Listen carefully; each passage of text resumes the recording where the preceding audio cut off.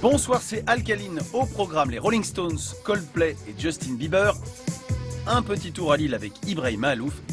Et la minute décryptage, ce soir le disque Polnareff. Tout de suite, les news. Les Rolling Stones ont connu une fin d'année 2016 chargée. Un énorme pavé qui explique en détail chacune de leurs 340 chansons, un énorme coffret vinyle et CD soigneusement réédité, et aussi, à l'instar de leurs meilleurs ennemis les Beatles, une projection unique au ciné. Le témoignage filmé de leur concert gratuit à La Havane, donné en mars 2016 devant 500 000 Cubains, tout excités.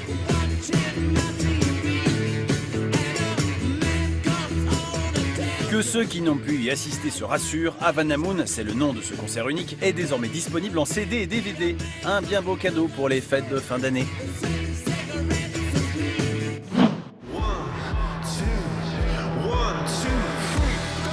Que les fans de Chris Martin et sa bande se réjouissent, le méga groupe britannique Coldplay vient d'annoncer les dates de sa tournée française.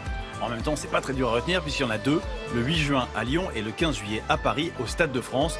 Il faut bien ça, vu la débauche de tout.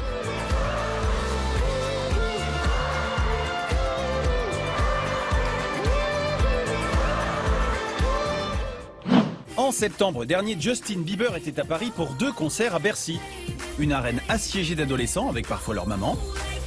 Avec aussi le sosie officieux de Justin. Hello everybody, I'm Justin Bieber here. Bon allez, tu sors. Wouch! Des demandes en mariage et des fans, mais excités avant. C'est waouh quoi. C'est incroyable. Hein. C'est waouh quoi. Ah ouais, tellement, mais genre... Et excités, mais après aussi. Vraiment, mais genre, c'était incroyable, c'était...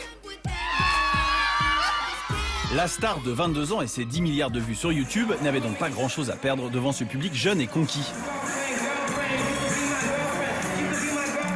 Et c'est vrai qu'il se donne, Justin Bieber, il danse, il chante, même si chanter, son public le fait aussi très bien. Allez, chante public.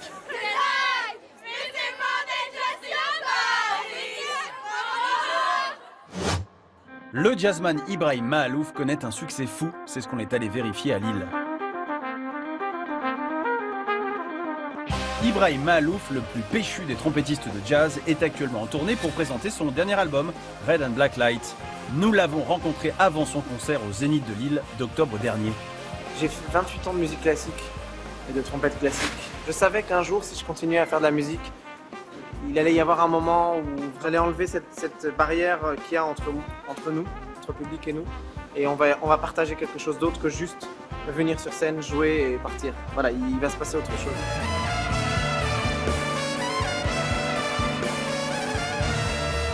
Ibrahim est né au Liban. Il a su imposer un style mêlant jazz et accents orientaux, combiné au rock, au funk, voire au reggae. Et tout ça au service de qui?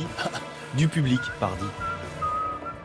C'est lui qui reçoit tout ce qui est fait au final. Donc c'est à lui qu'on doit tout le respect. Donc c'est le patron. Donc c'est le patron. Pour célébrer ses 10 ans de live, le trompettiste a sorti mi-novembre un coffret CD et DVD regroupant ses plus grands morceaux. Un peu de nostalgie, déjà? Je jouais souvent dans des églises et tout, il y avait 30 personnes, et souvent sur les 30 personnes, il y en avait 27 qui étaient de ma famille, donc ça me rappelle un peu cette époque-là, et donc ça fait plaisir de pouvoir faire des concerts, s'exprimer artistiquement, d'avoir des gens qui viennent faire la fête avec nous et partager ces moments d'échange et de plaisir musical. En parlant de fête, Ibrahim s'est même offert le 14 décembre un Bercy à Paris. On n'y avait pas vu de jazzman depuis le grand Miles Davis en 1989. Bon, en attendant, il va être temps d'y aller.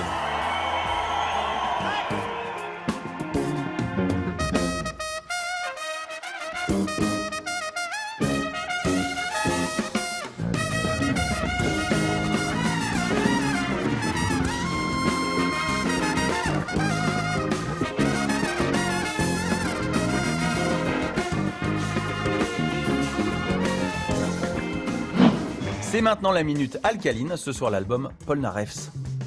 Polnareff est, comme son nom l'indique, un disque de Michel Polnareff et le troisième en l'occurrence. Sorti en 1971, Polnareff est un disque totalement halluciné et hallucinant, enregistré à Londres où le chanteur français a ses habitudes depuis ses débuts.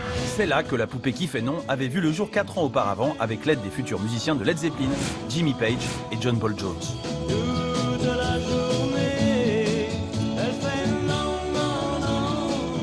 Polnareff, c'est un disque aux multiples influences, au psychédélisme assumé, 11 titres dont 3 instrumentaux. Déconcertant pour certains fans, le disque dont le pressage original est extrêmement recherché est considéré par les aficionados du chanteur à lunettes comme son chef-d'œuvre. Un disque qui lui offre ce statut envié de génie de la musique. Comme à son habitude, Polnareff maîtrise tout sur ce disque. Pas fou, il s'adjoint quand même les services sur certains titres du grand parolier et scénariste Jean-Loup Dabadi. Il lui offre des textes aussi saillants que ses tenues de dandy. Pour Polnareff, ce petit prince des 60s, il ne se trouve alors que Serge Gainsbourg et son Melody Nelson pour lui arriver à la cheville. Ces deux disques devenus cultes sont pourtant des échecs à leur sortie. On se quitte avec le titre Ride 'Em On Down des Rolling Stones. À demain mes lapins. Take my shit, my